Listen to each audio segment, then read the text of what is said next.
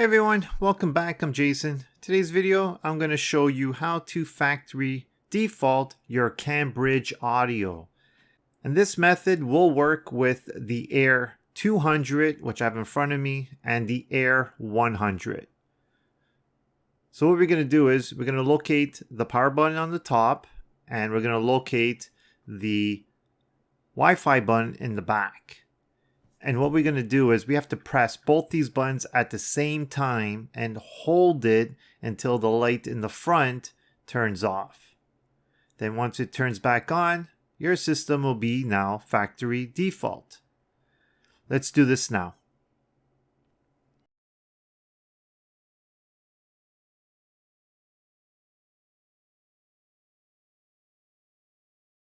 So the light just went out.